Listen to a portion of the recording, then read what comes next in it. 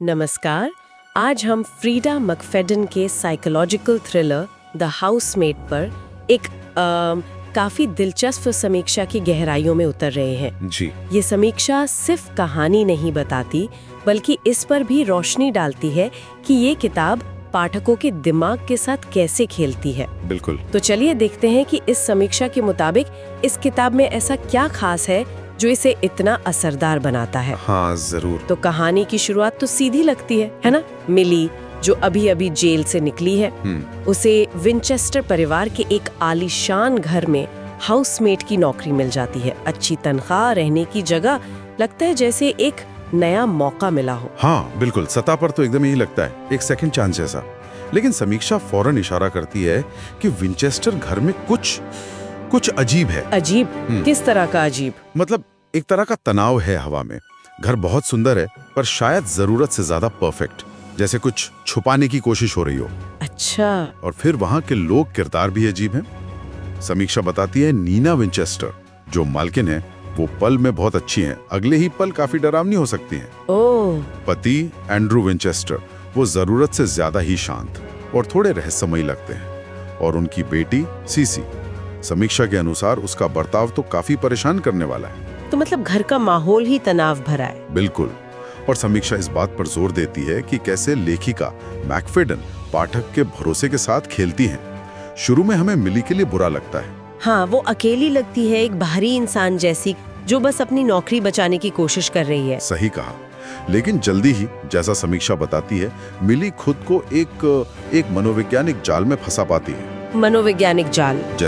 जैसे दरवाजे बाहर से बंद मिलना, एटिक का कमरा जो उसे दिया गया है वो सजा जैसा लगना, और नीना का बर्ताव जो धीरे धीरे काफी खतरनाक होता जाता है। बाप रे। समीक्षा कहती है कि ये सिर्फ बाहरी खतरा नहीं है, ये मिली के दिमाग पर असर डालता है, और ये चीज पाठक को भी महसूस होती है। वो भी बेचैन होने लगता है। ये सुनना ही काफी तनावपूर्ण लग रहा है।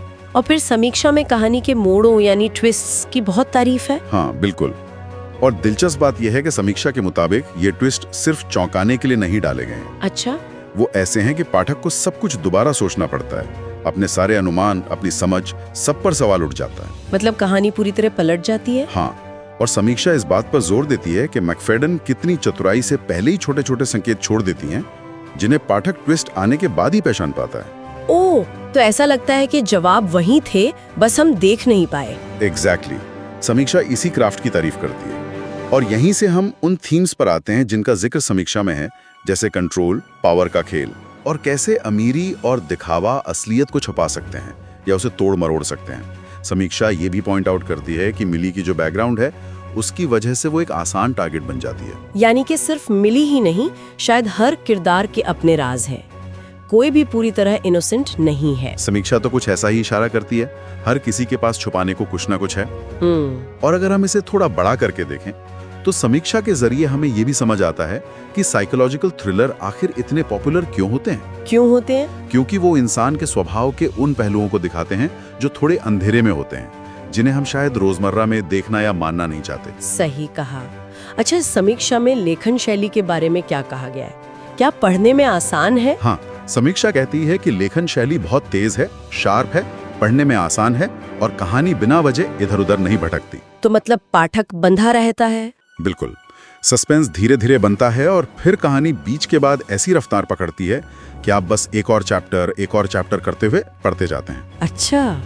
समीक्षा इसकी तुलना कुछ और पॉपुलर थ्रिलर से भी करती है, जैसे द लास्ट मिसेस पैरिश या the girl on the train.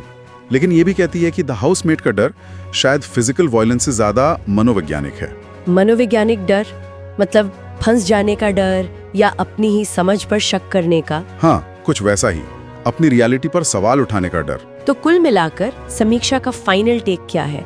वो इसे रेकमेंड करती है? हाँ बिल्कुल। समीक्षा ऐसे एक बहुत ही स्मार्ट, सस्पेंस से भरपूर थ्रिलर मानती है।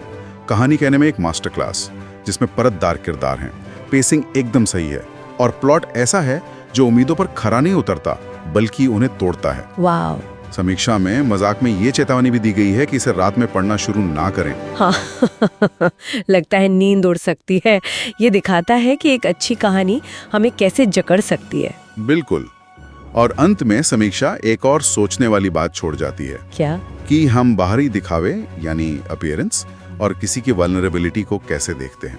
शायद असली बेचैनी इसी बात से होती है कि हमारी धारणाएं कितनी आसानी से बदली जा सकती हैं, न सिर्फ कहानी में बल्कि असल जिंदगी में भी। ये तो काफी गहरा पॉइंट है। हाँ, ये एक सवाल उठाता है कि हम कितनी जल्दी सिर्फ ऊपरी चीजों को देखकर किसी के बारे में या किसी सिचुएशन के बारे में अपनी राय बना लेते हैं। बिल्कुल।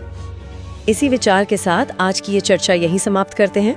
उम्मीद है धारणा और छिपी सच्चाइयों के इन पहलुओं पर ये बातचीत आपको दिलचस्प लगी होगी। जी।